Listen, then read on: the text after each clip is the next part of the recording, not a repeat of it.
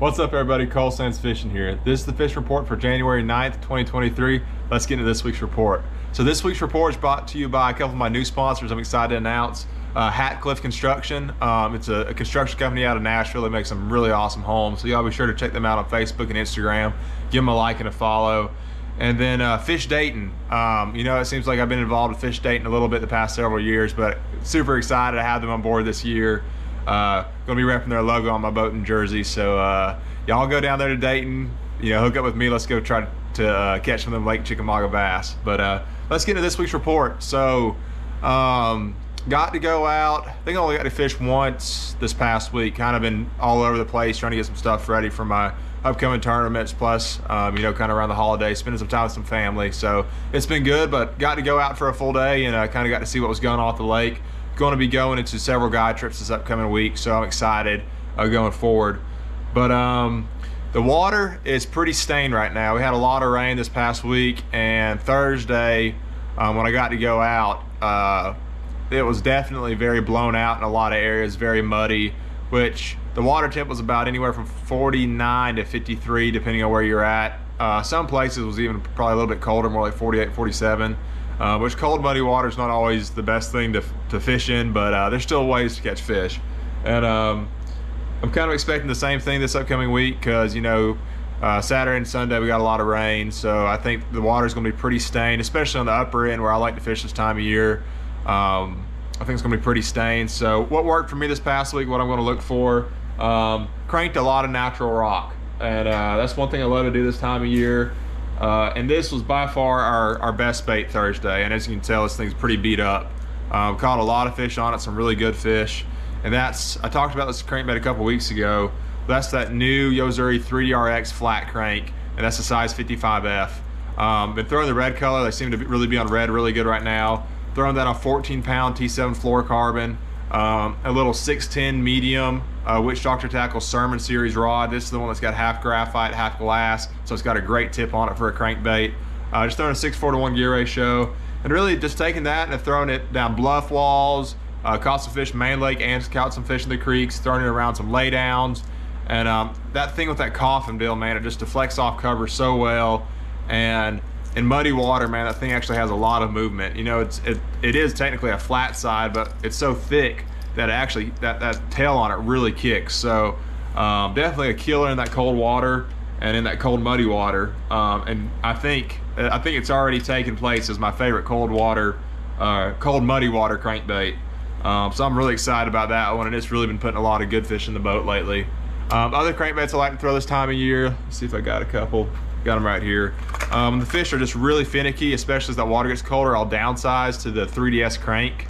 That's like a 6-foot diving crankbait, but it's a really small profile. That's the size 50. Still going with the red patterns, but that's always really good if you want like a real tight wobble. Sometimes I'll even throw that one on a spinning rod just to make a super long cast out there. And I will downsize to like 10-pound line if I you know, really want to get a little bit deeper. And then another one of my favorites, it's a little bit bigger, got a little bit wider of an action, and that's that MR60. You know, if that water was in the 55 to 60 degree range, that MR60 is really hard to beat, especially if them fish are in that, you know, 6, 7, 8 foot range. But all three of those are great crankbaits. This past week, definitely that flat side from Yozuri was just a killer. But caught them good on that, cranking around some rock. It didn't seem like we found a place that was better as far as creeks or main lake. We caught fish on both. And then, of course, in the winter, you know I'm going to be throwing that Yozuri Rattling Vibe. I caught them really good on 2 colors that day. Caught them good on the Royal Purple. Throwing that a 16-pound T7 fluorocarbon. Actually been throwing this on a pretty fast gear ratio reel, and it doesn't really matter because I'm really yo-yoing it and then just using the reel to get the slack out of it. So I'm not moving the bait a whole lot with the reel as much as I am with the rod, and I'm just using the reel to reel up the slack. So I'm ripping it up, falling it down, ripping it up. Caught some fish and some hydrilla using this, and also caught fish just throwing this on flats and just covering water.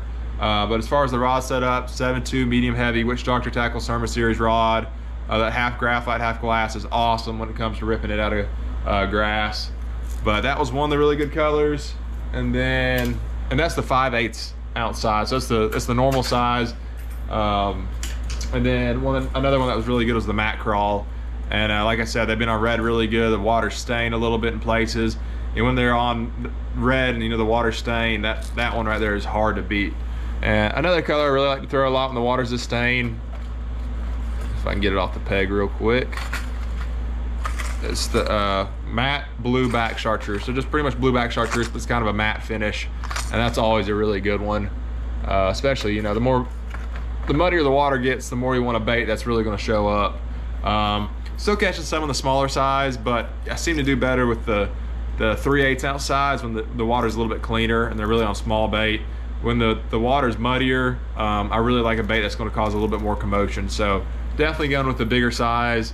And it seems like with that rattle trap, we caught fish anywhere from about 2 foot of water to about 8 with it, I'd say. Just yo-yoing it and then falling it down, let it go all the way to the bottom and then rip it back up. And so that was definitely a really good one. And then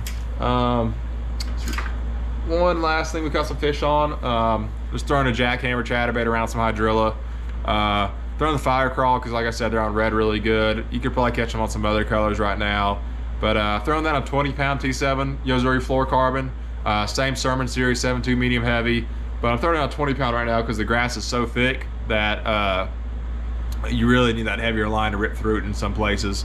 But as far as the gear ratio goes, throw like a 7-1 to 1.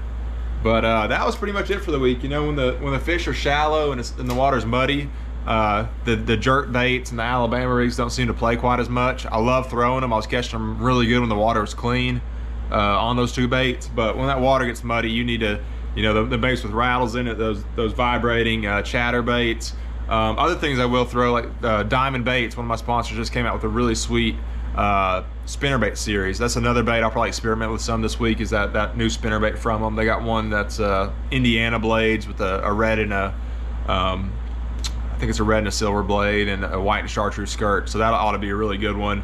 But as long as the water's still muddy, I'm going to stick pretty much 8 foot deep and less, and I'm going to stick to baits that make a lot of commotion and baits that, like that crankbait, that can really hit them fish on the head. And the key is just covering a lot of water and making a lot of casts. But what I have seen a lot of times when the water is muddy, once you might go a long time without a bite, but once you find them, sometimes you really get into them. So definitely take notes of everywhere you get a bite, and good luck in the water this week, guys, and look forward to next week. See y'all.